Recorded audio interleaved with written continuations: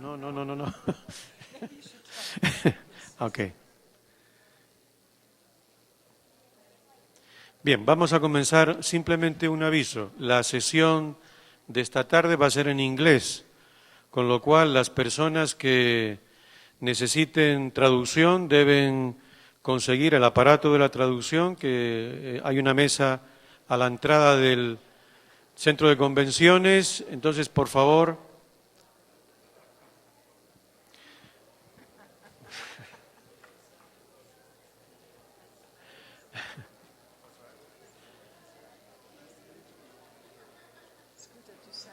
Yeah, yes, yes.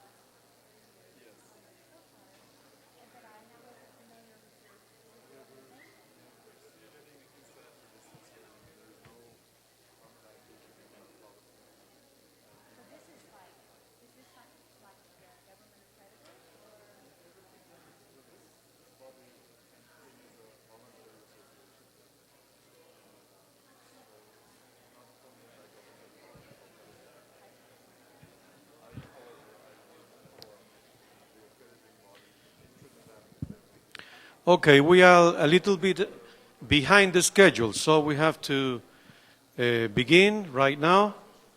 This is going to be an international panel of speakers.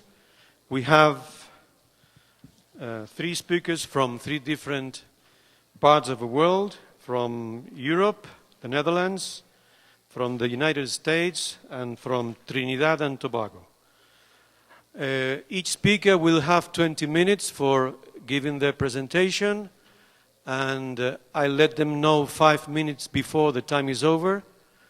And at the end of the 3 presentations, we will have 15 minutes for questions from the public.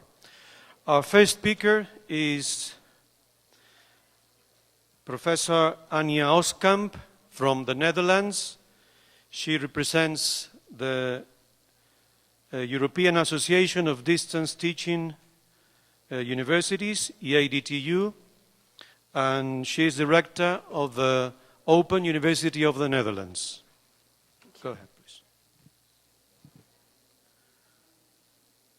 Buenas tardes. I'm not sure if my presentation can come up, but we'll wait. Thank you for inviting me to this nice conference, this beautiful campus and this impressive university. I really enjoy being here, and I'm very glad that I'm able to speak to you this afternoon. This morning we already heard a couple of times that we're living in rapidly changing times. Technology and society are changing very fastly. And technology makes things possible that a couple of decades ago were not possible at all. And we couldn't even think about that. Within such a changing society, Education is a cornerstone of development, and it's indispensable for managing society, for economic growth, and in the last decades, the education, and in particular higher education, has become a lot more accessible. And that at the same time causes a lot of problems, because we see that is it okay like that, yeah? There are simply not enough schools to accommodate all the young people who want to go to university and are seeking for higher education. Solutions are thought in open education and in online education, and most likely they may not provide a final solution. But at least we have to try, and I think that especially the innovation in our education that we're thriving at, that may be a solution in the future. Without underestimating the challenges that lie here, I would like to address this topic of the future of higher education from a different perspective, a different angle. And I admit that by that I will probably make it more complicated. For in my opinion, higher education for the future implies a lot more than simply educating young people and providing an initial education. Is higher education as we know it now robust enough? It's out of focus, I think. Okay, well,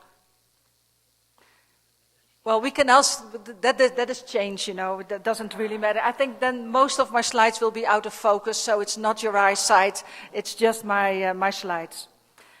My question is higher education as we know it now robust enough to educate future generation and to educate for the future? And in my talk I'm not going to give solutions because the problem is too big for that, but I'm going to give you a tour d'horizon and hope to provide some food for thought.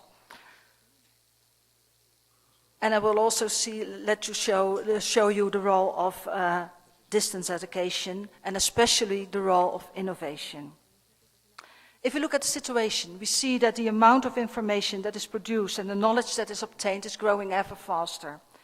It has become a kind of explosion. Technology for the application of knowledge is advancing at a rapid speed, and more tasks are either taken over by technology or are supported by it. And this includes both production tasks and mere knowledge-based tasks. It also implies, and that we heard a couple of times before this morning, that jobs are changing, jobs are disappearing, new jobs will be created. And this will continue over at least the next decades, but probably much longer. Today's students will get jobs we don't even know about yet, nor can we even imagine them. And at the same time, we also see that life expectancy is increasing, even if you don't live in Vilcabamba. People live longer, and thus their working life is prolonged, as well as a time when people do not do productive work, but they do need to pass time in a meaningful way and have to contribute to society in some way. So, when we now look at our present educational system, we see that it is mainly focused on young people. Higher education is often completed at the age of 25 or even younger. And that implies that people, after leaving school, have at least 40 to 70 years life expectancy. With the rapid changes in knowledge and tasks, it's safe to assume that the knowledge obtained with initial education, completed at the age of 25, is not likely to hold for another 50 years. That means that more permanent education is becoming imminent. And in order to keep up with the changes, we need, and the jobs, and I see that I forgot some slides, we know that we have to refresh our knowledge on a regular basis. To that background, I'm going to give you a statement that may sound a little provocative. My thesis is that we over-educate our young people and that we under-educate our adults. And what does that mean for our educational system? What do we educate and what are we educating for?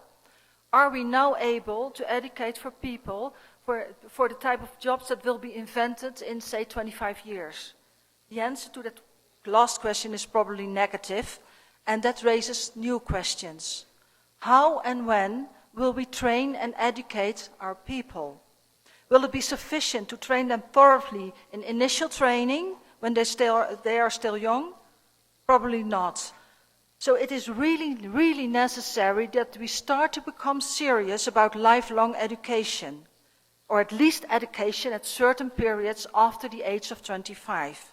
We are looking at a future that seems to be predictable for this part and that will have demands for education and the educational system. What can we and should we expect for higher education to look like in future?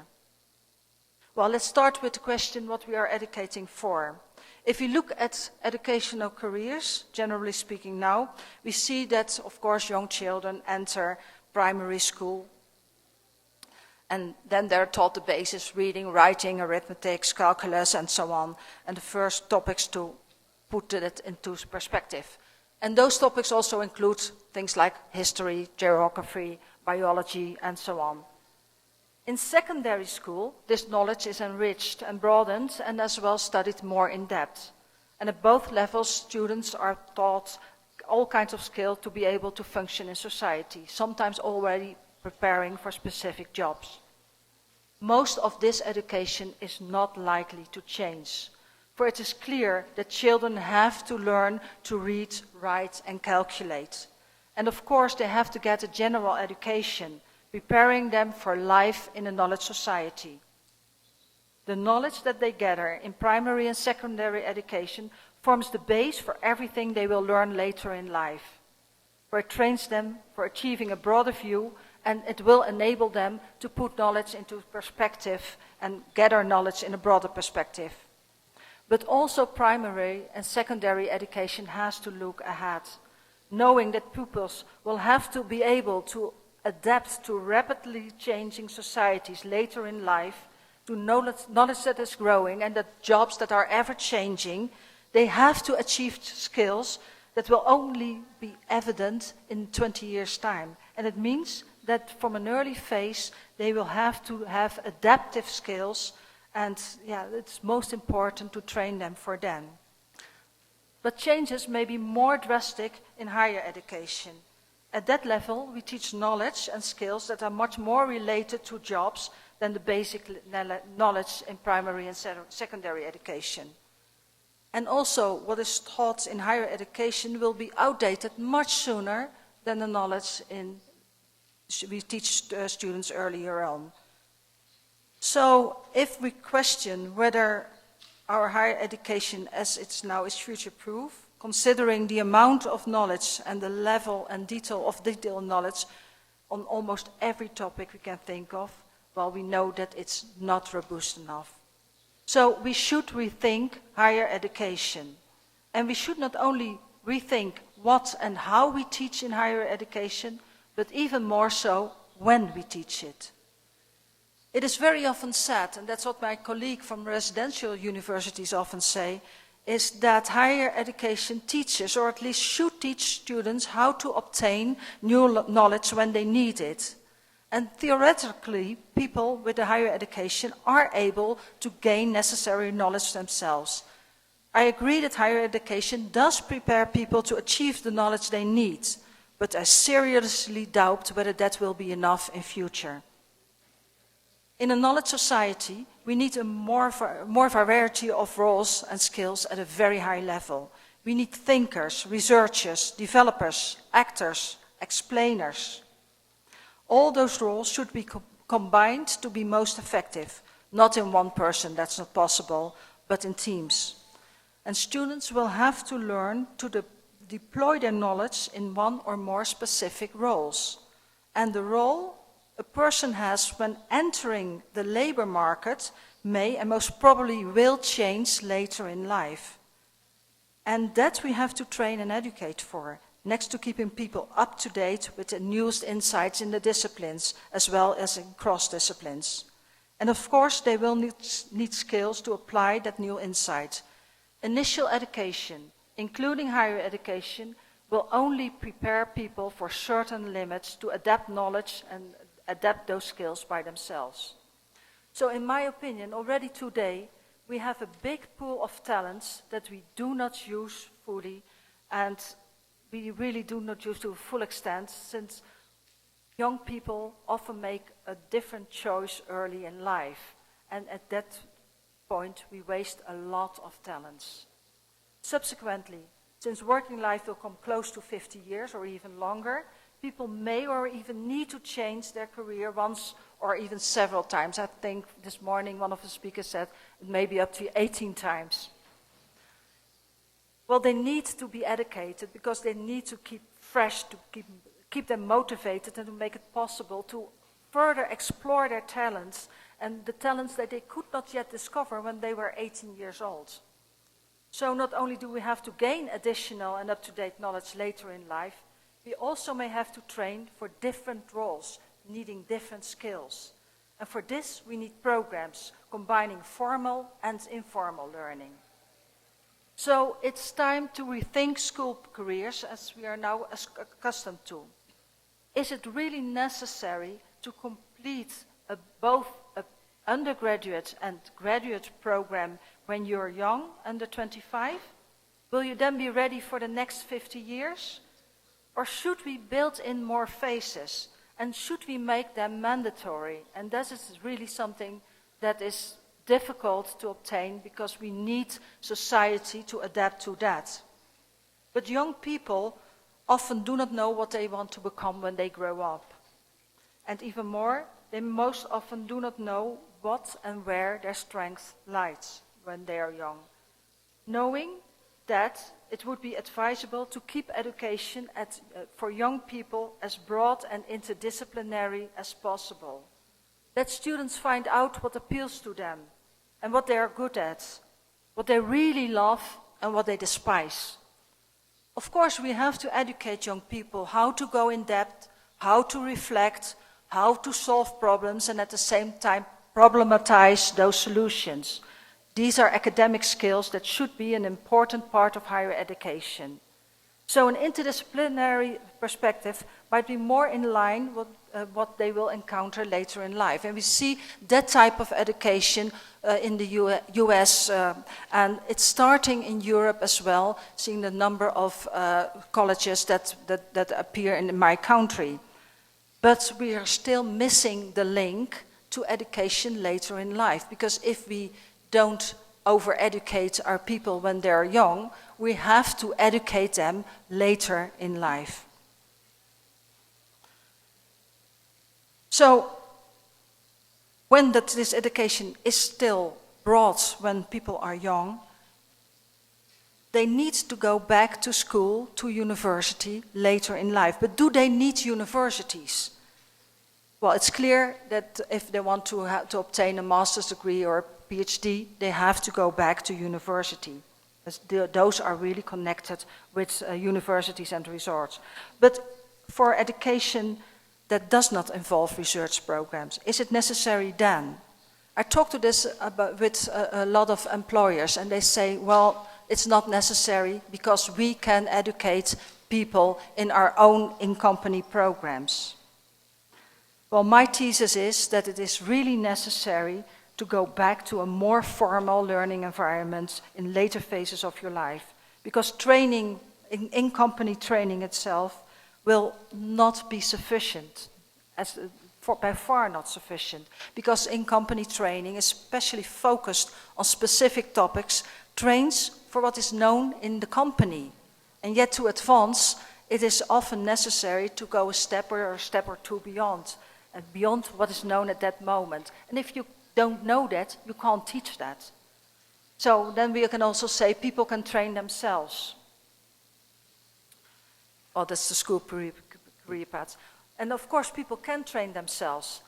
And with offerings of online and open education, it becomes more easy to get quality education at low or lower costs without having to enroll in formal programs. And still we have to wait how that turns out. So is there a position for higher education institutions in lifelong learning? Yes, there is. For online education, for sure, or other forms that we don't know yet, but that may arise, will play an important part in future higher education. And we also have to consider that type of education that is necessary and attractive for learning later in life. Because the charm of student life that is so attractive when you are 20 and a big asset to the university you choose may not be an asset for a university you want to enroll in when you're 45. So the challenge will be to define appropriate teaching programs for adults with adapted pedagogies that do justice to informal learning outcomes and that will be major within this group. Well, it is a big challenge, but fortunately we are not completely clueless because we have distance teaching universities already, and at those universities they have the advantage that we have been educating young people, adults, for quite a long time. We have some idea and picture of what our students are aiming for. We have some picture of the difficulties they are confronted with when juggling with work, family, and study. Okay, well, I have to be quick then. Universities can offer a lot more than a single company can usually do with in-company training. The strength of universities is the rather independent position, the quality assurance, but most of all, the academic environment and the academic community, the close connection of the teaching with the research at the university, with different disciplines in proximity and with students and teachers that thrive with academic discussions. And that is what we need for new jobs. So we really have to try to stimulate and facilitate people to get additional education later in life. So how do we structure this new education? Do we need bachelor and master programs as we know them now? I don't think so, because most people already have a learning career. They already have a university degree. And they should have other shorter programs, but show programs that are certificated, that have certificates which are recognizable, which employers will validate and will value. And also, when people want to make a career shift, they do not have to do a complete bachelor or master degree, because they already have the academic skills. But this really asks a lot of universities. It asks a different way of thinking, but also of our accreditation organizations. So we really have to rethink this. Flexibility is now a key word when talking about education, and personalized learning is becoming more and more important, especially in permanent education. We should do more research to have pedagogies that are more related to the group of students they are used for. We should recognize that students differ in various phases of life. And of course, we should do more research on that. Distant teaching universities have a tradition and a lot of experience. Combined with online teaching and whatever ways of virtual or other techniques that may emerge in future, they should use this to simulate a campus experience, to have a virtual academic community. Because creating an academic community is very important, and I think that distant teaching universities, with all their knowledge, with all their experience in technology, can take leadership in that, and they should really take leadership in that. That could be really disruptive. But to do this, we have to collaborate. There's the word again. But now I mean collaboration between the institutions. Collaborate in research with the focus of introducing a virtual academic environment that can cross borders, that can cross cultures, and that will make it really possible for people to communicate. So there is a lot to do for us, a lot to do for our universities, but I think that if we work on that, especially distant teaching universities can take a leadership that is very, very necessary right at this moment. Thank you very much.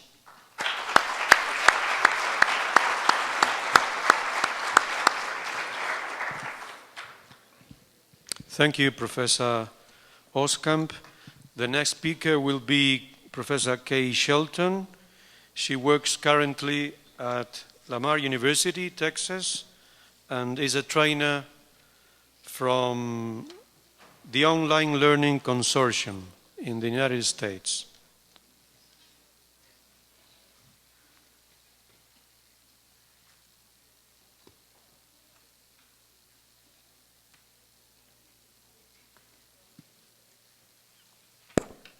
Buenas tardes. That's it for my Spanish. The rest of it's in English, sorry. But because my slides are in Spanish, I will be using notes.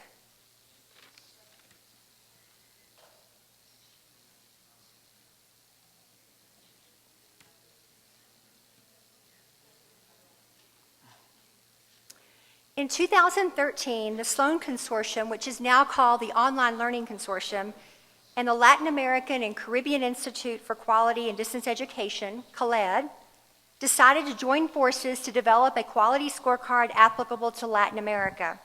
The processes used by both OLC and CREAD are structured and offered for use in the form of self-evaluation by each institution. Both sides acknowledged the existence of differences and similarities in our work.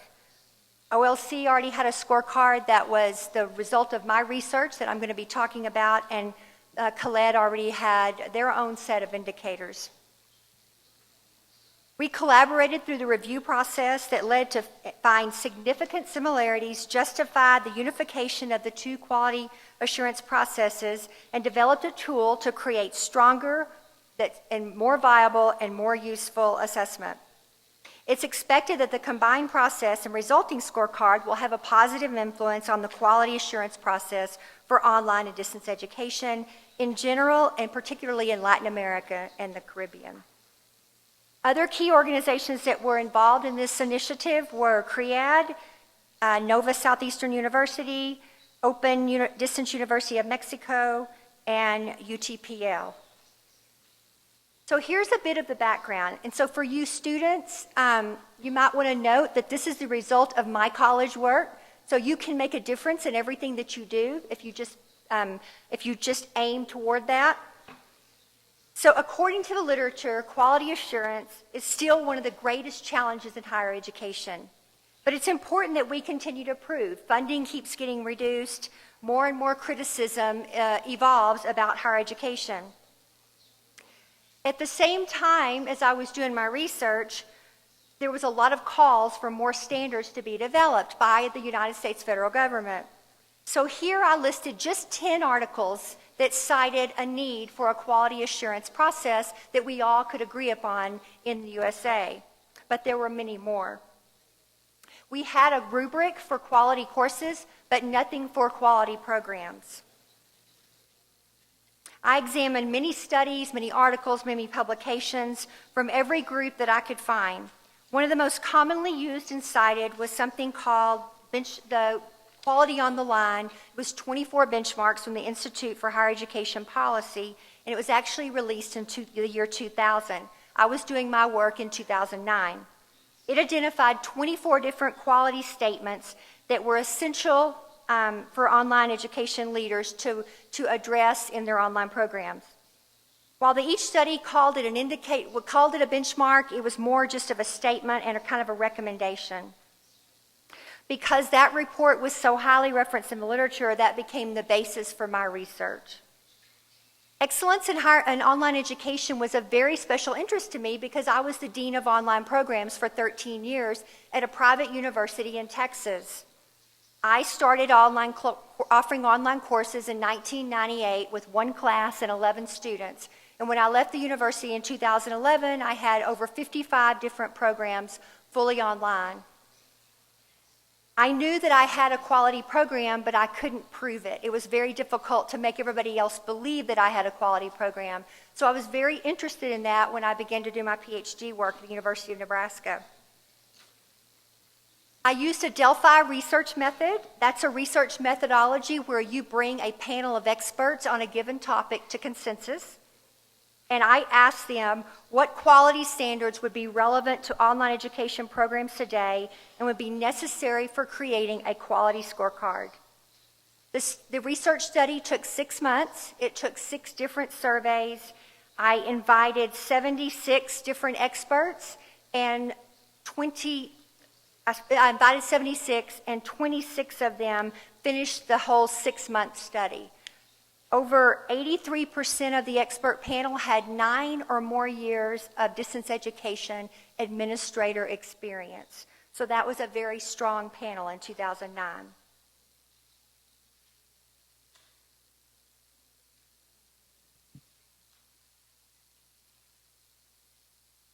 The scorecard also incorporates aspects now from the CREAD evaluation model.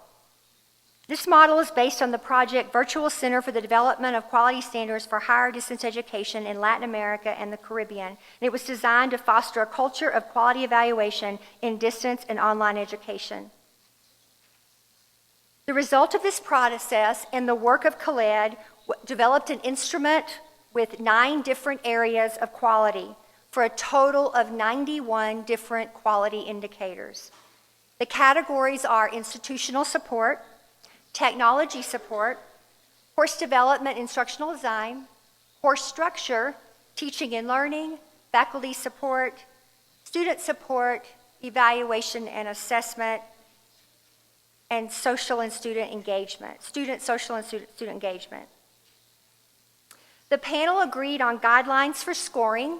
So if you have 91 indicators, a perfect score would be 273 points because each indicator is worth up to 3 points. So you would self-score on the indicators a 0, a 1, a 2, or a 3. 1 would be insufficiently observed, 2 would be moderate use of the indicator, and 3 would be that you meet the criteria completely. And this is what the scorecard looks like. I brought 30 of them for handouts if you want one after the session is over. So a perfect score would be 273 points. An excellent program would have 246 to 272 points, and so on. So the scorecard is for measuring and quantifying elements of quality within online programs in higher education. It's an easy-to-use tool for online education administrators for program evaluation. It develops a 360-degree examination of your program. By evaluating each of the quality indicators within the established categories, an online administrator can determine strengths and weaknesses. So the first category is institutional support. That category looks at things like, is there a governance structure in place that enables decision-making, effective decision-making? In other words, how is a student decision made for an online student? How is a student that would affect an online faculty member, how is that decision made? Do you have student authentication policies? Are you making sure that your students are who they say they are? Do you have an intellectual property policy?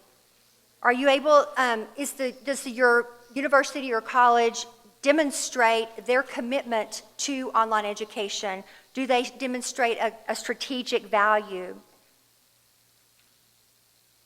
So the first category, I did a little example, and you would write 3, 2, or 1 for each of the indicators.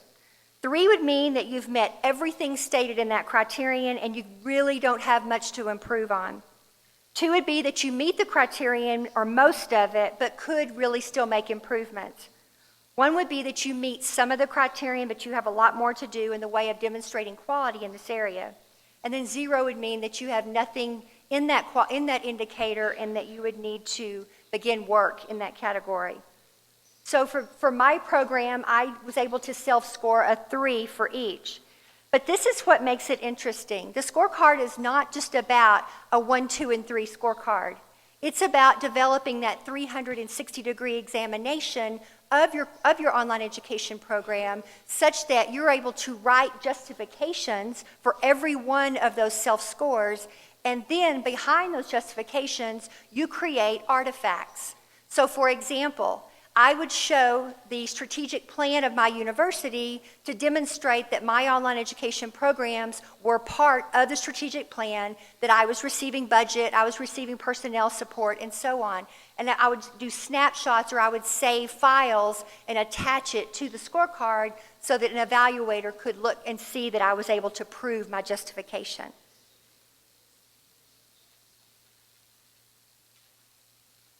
So after completing the first category, then you move to the next category, which is technology support. This category is going to address, do you have a technology plan with security measures in place? Do you have a backup plan? Do you have a disaster recovery plan? Do you have 24-hour, 7-day-a-week help desk for your students and for your faculty? Do you have backup equipment? Do you have constant power to your program, to your software program? Are you adhering to some kind of ICT standards? The course development and instructional design category recommends minimum standards for designing your course materials. If you're already using some type of course rubric, we use one in America called Quality Matters, then that helps you with this category of course development. But we need to have a minimum set of standards when we develop our course materials. Do you have a systematic process for the review of your course materials? In other words, once a course is developed, is it ever examined again for quality? Do you go back and see how it can be improved after every 2 years or after every 3 years? Are the courses truly designed to meet the learning outcomes, and are they measurable? The course structure category, the course development category also asks, is there some kind of consistent design? Our students need to be able to find their course materials very quickly in their online course, and it not be different from course to course to course, and them spend 2 days trying to find their course syllabus.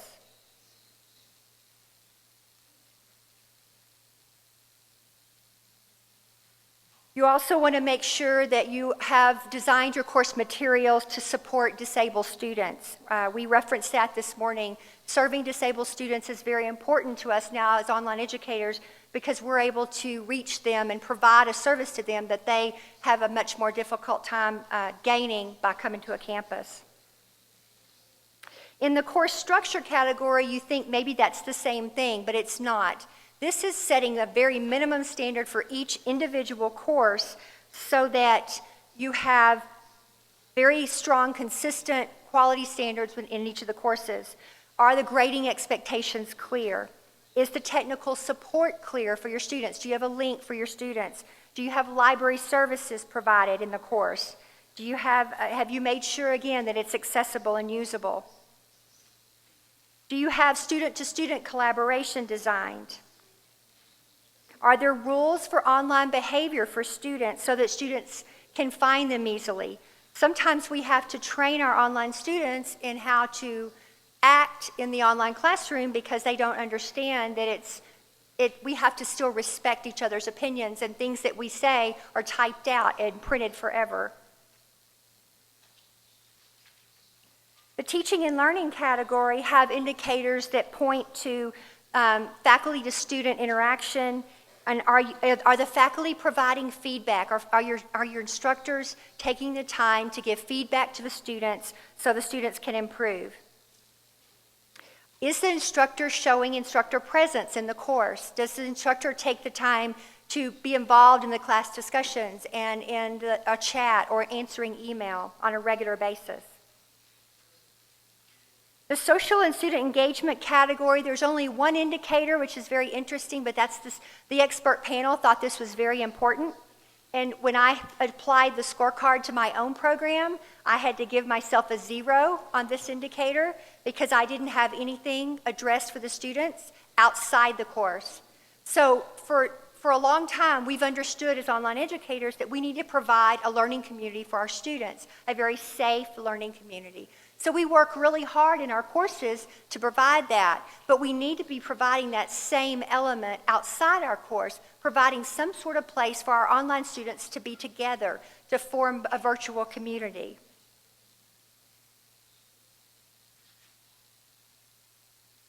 The faculty support category have indicators that examine the provision of technical assistance for both course development and teaching.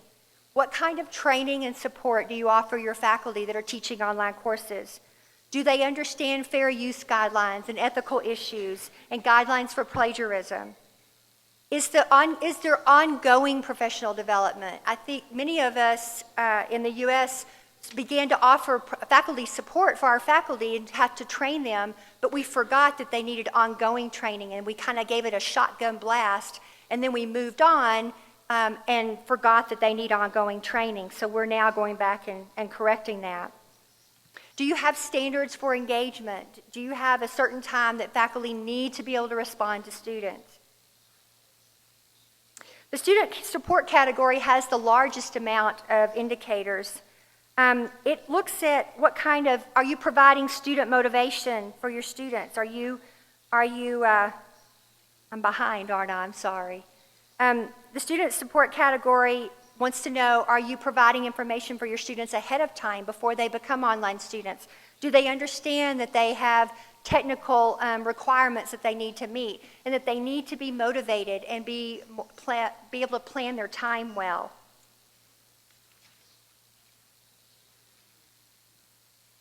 Are there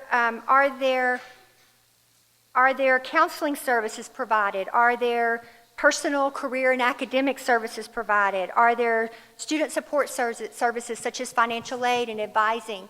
Because we have to provide the same services for our students that we do for our on-campus students. The last category is evaluation and assessment. And it's probably the most difficult category because that's where you're gathering your data and analyzing your data and writing improvements based on that data. So that category is examining student feedback. How are you reviewing your student feedback? Are you looking very carefully at your course evaluations, your student evaluations, and determining if students are giving you feedback on improvement?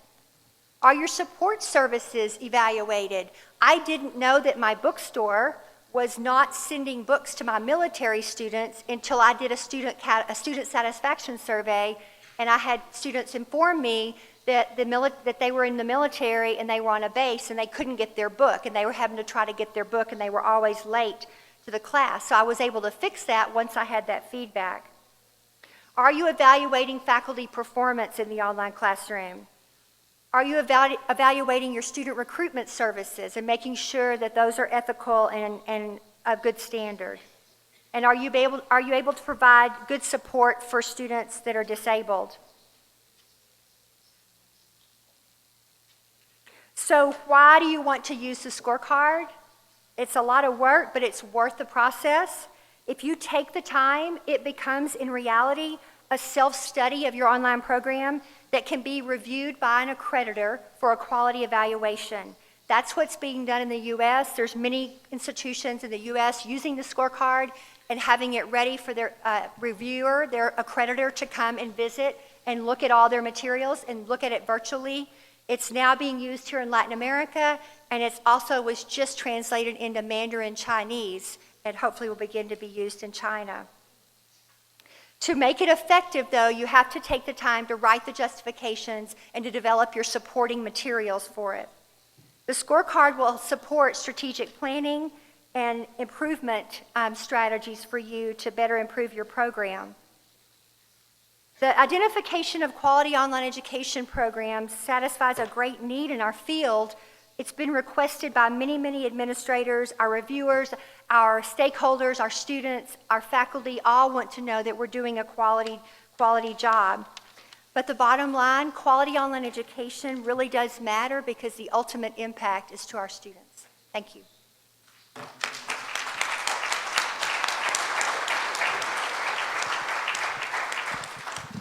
Thank you, Professor Shelton. Now, the third speaker is Professor Ronald Brunton.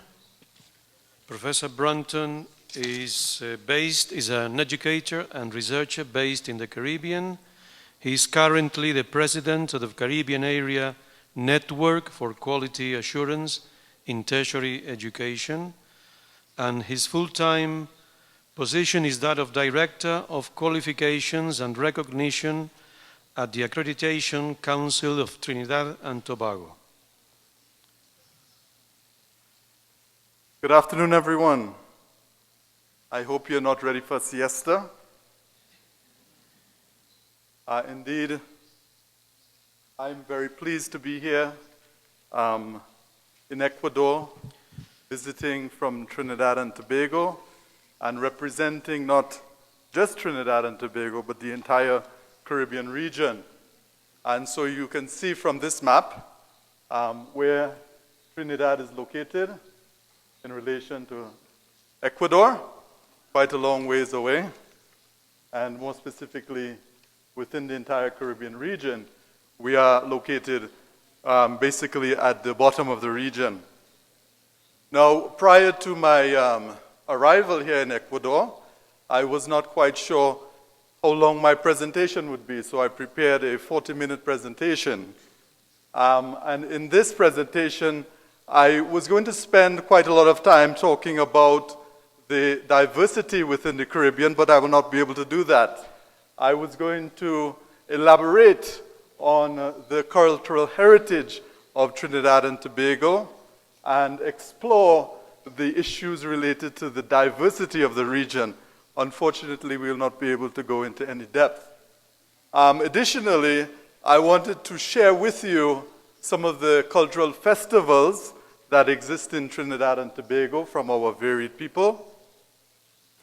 I also wanted to articulate some of the special cultural dances of the East Indian population, as well as our national steel pan. I don't know if you're familiar, but this is the only instrument that was invented in the 20th century. I know that Ecuador is a highly oil-based economy, and you will see that these instruments were in fact invented by using the oil drums, the steel drums that were used to export the oil. Ecuador, I know, is a very oil-rich country as well. So it was a process of innovation and invention and recycling of these materials. And finally, I wanted to also share with you some information on our carnival, which is again part of the expressiveness of the Trinidad and Tobago culture, the Caribbean culture. And from what I have witnessed so far, the Ecuadorian culture, the Latin American culture is also a very expressive culture as well. So with these few words, I wanted to delve into our presentation today, now that we have established a common ground in terms of culture and the sharing of our multicultural backgrounds between the Caribbean as well as Latin America. Just a quick overview on my presentation. I wanted to focus firstly on the higher education landscape that we know exists and it impacts upon higher education in the region, Latin America and the Caribbean, as well as globally. To delve into some of the quality challenges that impact on higher education and how these quality challenges have to a certain extent initiated and prompted the development of quality assurance within higher education so as to satisfy and to verify indeed that quality was being delivered at institutions.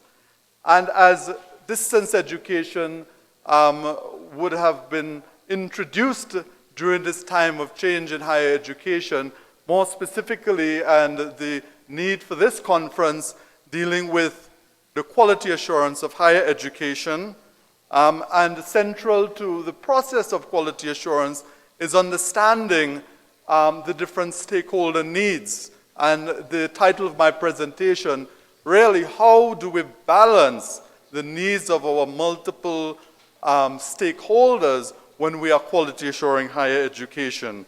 And finally, I will close with a brief discussion on the sustainability challenge that faces all of higher education, regardless of modality, be it face-to-face, blended, or regular, distance education.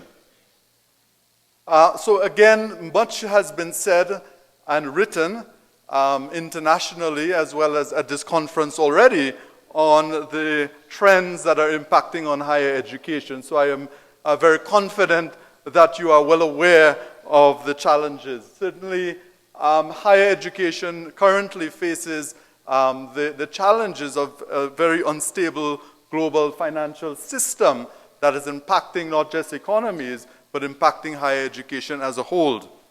The cost of higher education is also growing in terms of the inputs into higher education, the costs of moving traditional education onto an online environment, and the expenses related to the technology, the upgrading of technology, the digitization as well. We also see that there are some fundamental flaws in the models that have been used to finance higher education globally, and that we need to start thinking outside of the box, to start looking at alternatives in terms of how do we provide a sustainable funding for higher education. To a certain extent, there is a continued and ongoing criticism in some quarters that higher education is not really providing to the needs of employers. Certainly employers are asking in some quarters for graduates who are ready to jump into the workplace. Employees, that can hit the ground running, as they would say. That employers are demanding that employees, that workers provide innovation within the workplace, that they have critical thinking skills. These are just some of the challenges, and of course, as well as more and more persons, access higher education, there's the concept of the graduate glut, where we have in some countries an overeducated population. And of course, we have also in some societies, they say that it is dangerous to have an educated and unemployed population. So we have to look at some of those challenges. The complexity of higher education is certainly growing, and that has been a theme of many presentations already today. We also see new players in the higher education landscape, the phenomena of privatization of higher education, where we refer to as the for-profit institutions that are the new players and having a big impact on the education landscape. Greater and greater competition from open and distance education, giving competition to the traditional institutions that thought that they were untouchable, that they were the ivory towers of higher education, and no longer do they dominate the landscape. We also see the prevalence of the MOOCs, which is the massive open online courses that are providing access to literally millions of learners around the world, and it is open access so that we are looking at education without a cost. So on one end of the spectrum, we have the rising cost of higher education, and at the other end, we have the opening up of higher education. And my presentation, how do we balance all of these things in higher education? The diversification of higher education is indeed a phenomenon in terms of who is accessing higher education, in terms of the age of the average learner, in terms of social status, social class, gender, as well as we see women in some cases, certainly surpassing men, or the boys certainly in higher education, a new phenomenon. And of course, the persistent problem of low-quality providers, of the diploma mills that continue to persist and to take advantage of the complexity and the uncertainty within the higher education system. All right, and again, I'm going to move through very quickly now in terms of the challenges. All right, so this diagram here I guess they refer to as a Venn diagram that illustrates I like to refer to as the ecology of higher education, our major stakeholders, society as a whole. As you see represented, the largest stakeholder. The economy, certainly education plays a pivotal role in making a contribution to the economies of societies, and even more the focus in developing countries. How do we leverage higher education so as to benefit the economy in general? Sorry, I just turned on my timer, so I'm not sure how much time I have. And then, of course, we have the entire higher education sector that is made up of these many different players here. So again, when we begin to look at issues of quality, we must take it within the context of our different stakeholders that make up the entire higher education sector. To what extent does the higher education sector satisfy, for instance, the need of government and the politicians? To what extent do they satisfy a need for the different interest groups within society, the community-based organizations, the non-governmental organizations? To what extent does higher education contribute to art and to culture within society? To what extent does the higher education meet the needs of employers, professional bodies that accredit, for instance, lawyers and doctors and engineers that make up a very specialized set of professions within society? So we're looking really at the overlap where all of these stakeholders converge in terms of their common agenda. Now, again, two provocative statements here. One, that brick and mortar institutions, higher education institutions, are slow to respond. That being the traditional face-to-face educational institutions. Are they able to satisfy the many stakeholders? Are they able to keep up with the growing complexities within the higher education system? Additionally, the second statement, are the quality assurance agencies up to the challenge? And you may find that a curious statement coming from someone who is representing a quality assurance agency. Indeed, the admission here is that quality assurance agencies have a lot of work still to do in order to properly quality assure higher education, and indeed to quality assure distance education.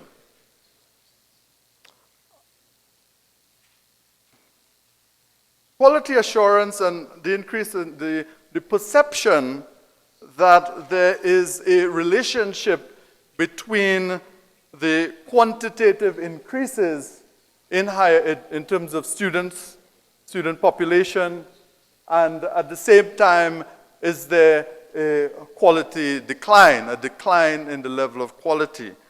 These trends that are being discussed in the literature, to what extent is the higher education and distance education democratizing higher education? Or is there a massification of higher education?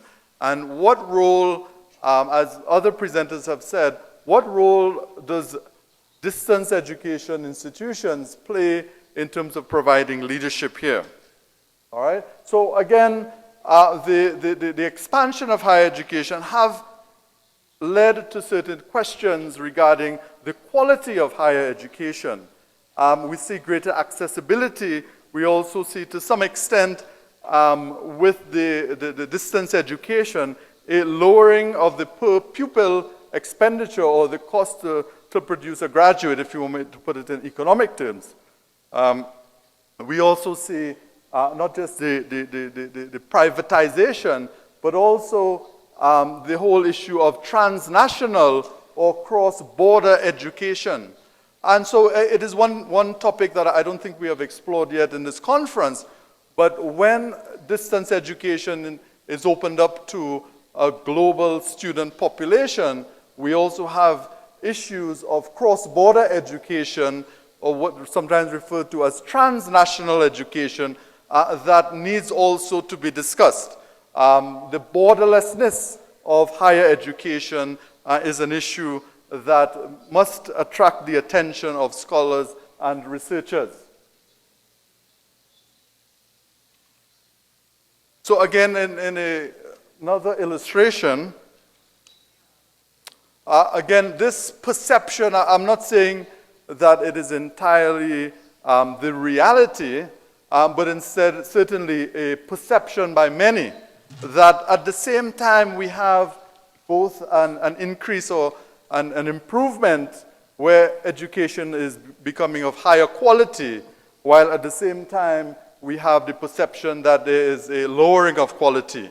All right, so I'm going to skip ahead very quickly to the notion of quality itself, and how do we conceptualize the notion of quality.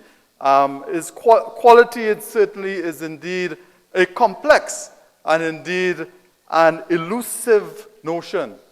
Many persons have said that you only recognize low quality when it is missing. When quality is missing, only then do you realize, there's no quality here. All right? It is a difficult concept to define, difficult concept to quantify and to measure. Indeed, we can come up with specific measures, but it must be well conceptualized. Again, there have been many approaches, and I'm not going to go into too much detail here, but many approaches to how do we not just conceptualize quality, but how do we measure it and use it within our organizations and institutions for improvement of quality.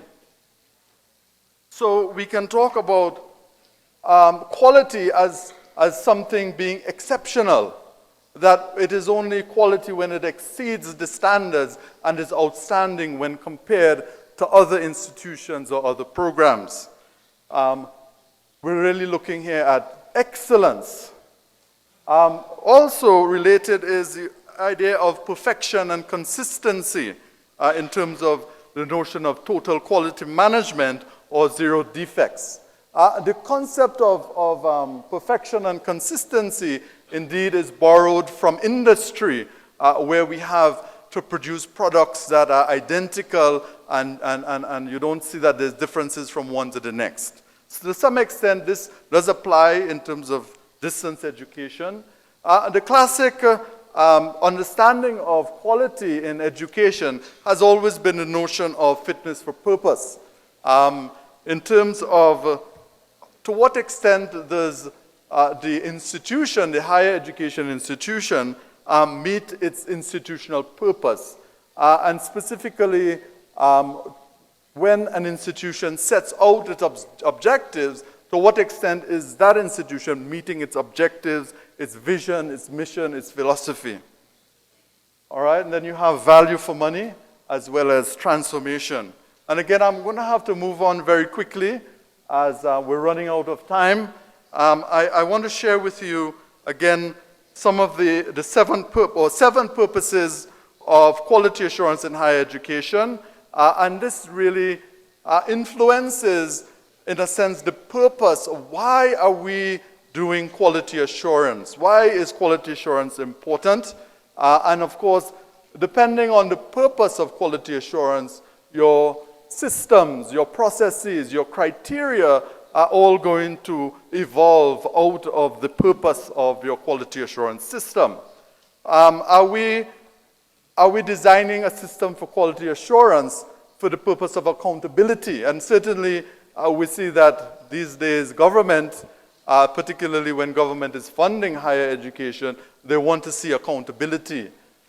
Parents want to see accountability. Students want to see accountability as well. Do we look for quality assurance in terms of improvement, in terms of improving the quality of higher education, stimulating competition? And so we see that ranking of institutions has become very popular around the world. We also see the assignment of institutional status, so that part of quality assurance is to assign a status to an institution that communicates to the public a certain amount of authority, autonomy, that this institution is an institution that you can trust. We also see another purpose of quality assurance in terms of verifying the quality of new institutions, and we spoke about new players on the market, the transfer of authority between the state and institutions. So the state, the government, wants to transfer a certain amount of autonomy and authority to the institutions to be able to grant degrees, and again, facilitating international comparisons which would allow the graduates of programs to be recognized in other countries and for the movement of persons in a globalized economy.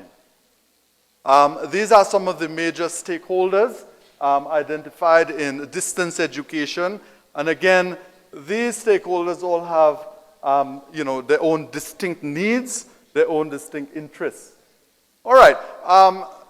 To some extent, there's a perception and maybe even a reality in certain societies or contexts that there's a lack of balance in the higher education system and a lack of balance between the stakeholder needs and interests. Now, of course, one of the major forces in terms of higher education and the argument for expanding higher education has been the need for human capital development, again, initiated by government, and many developing countries that are investing heavily into expanding higher education. So we see that that government, they're interested in work-ready graduates. They want to increase equity and equality. They want to increase access to higher education, one of the themes of this conference, and of course to respond to the demand for higher education by populations. However, the system will not have sustainability. One minute. Unless there's quality in the system, and I'm expanding here, an improvement in quality is going to attempt to balance the system. Again, you have other stakeholders in the system. You have the distance education institutions, students. These are the demands of our different stakeholders, a demand for profit, stakeholder satisfaction, quality. These are not in any kind of priority listing here. I'm not suggesting that profit is the #1 objective. Students want flexibility, access, autonomy. They want recognized qualifications, and they want it at a low cost. Again, there can be imbalance if, as I put it here, lots of profit, or on the next end, more flexibility than they're willing to pay for. So you see, they want flexibility that, don't want to pay for it. So there has to be a balance in the system, other stakeholders between the institutions and government, the many interests of our stakeholders, and very importantly, the external quality assurance agencies, the EQAAs, focus on quality, compliance with the system, and of course, continuous improvement. To balance the system, we do need quality by the distance institutions, collaboration, and of course, limited regulation, because there's the issue of too much regulation. And again, I don't have enough time to go through all of these slides. I wish I could really address you for a little bit longer, but yes, these are again the main approaches that I must finish on in terms of my presentation. What are the main approaches used by the EQAAs, the quality assurance agencies, in terms of quality assuring distance education? So we have heard some of these from our presentations. Are we going to use the same criteria and procedures for all types of educational providers? We see that that is the case in some countries. Are we going to go with different quality assurance procedures and criteria, one set for the face-to-face, one set for the distance education? Or in some countries, we are noticing that we have similar criteria, but the procedures and the types of evidence that we're looking for when evaluating distance education is different. And again, many countries are still undecided. They have not decided which approach they're going to take. It is still early days, I think, for many external quality assurance agencies that are getting or seeing the need that they must get involved in quality assurance distance education. And again, I wish I could go through all of these points with you, but thank you very much. Thank you. Thank you, Professor Brunton. Now we have 15 minutes for questions. It's important to have some interaction with our speakers. They have delivered excellent presentations from different parts of the world. Professor Oskam gave us a forecast, an overview of what education will be like in the future, and Professor Shelton and Professor Brunton dealt with quality in distance education. For some reason, many people think that distance education is a second quality level mode of education, and we have to show that we do things well. Now, as I said, it's time for questions. You can ask either in Spanish or in English. And those who want to ask questions, just raise your hands, and there will be staff who will hand you a microphone.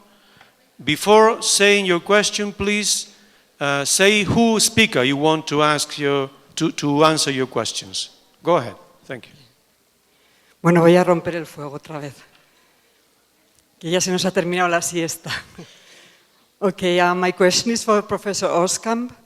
So, talking about the training the competences with distance education, what about doctorate studies? I would like to know your impression of how if it is sufficient to deliver research studies through online education. Can you repeat? I didn't hear the last part. The last part of your question. Yeah, your impression on the efficiency on delivering research studies, I mean doctorate studies via online education. Okay. I can talk a little bit about the PhD programs we do at our university. We have quite a lot of PhD students who are not resident in our university, and it's often said that that is not possible. What we did is that we adapted a program wherein we give people who want to do a PhD a year to present their thesis and just to evaluate what they want to do and how they do, what kind of methodology they want to adapt. And if that is sufficient, if we trust that, then they are accepted in our program. And what we found is that a lot of distant PhD students are very motivated, are very much committed, and well, they make up for a lot of things that they can't do on residence. And of course, you can always make programs in which you let people meet each other. And if our experience is also once they met offline, face-to-face once, it's so much easier to have a virtual community. So there are very many possibilities, and we really have to look into that and try to find ways to accommodate online PhD programs, graduate programs. Does that answer your question? Yeah, okay. Thank you. Any more questions?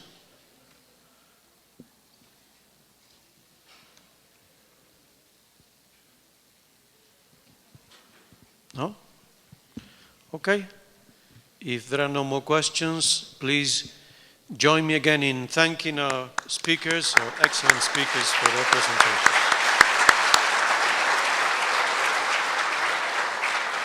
So we finished ahead of time. Quite an accomplishment. Everyone is happy with that, especially This is the certificate. in the afternoon. Okay, thank you very much.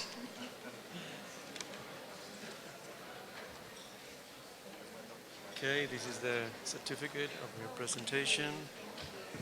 Ronald.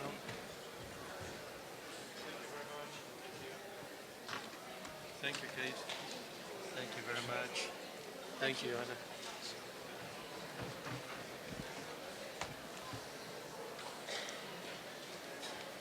Maybe they're afraid of the language, you know. I think so. English is, I think so. is It's an issue, difficult. yeah. For Yeah. many people You here. see, Yes. yeah, I see that. We also saw that in the beginning they were really listening quite hard, but it is difficult because this morning we sat all day with just the ear plug in.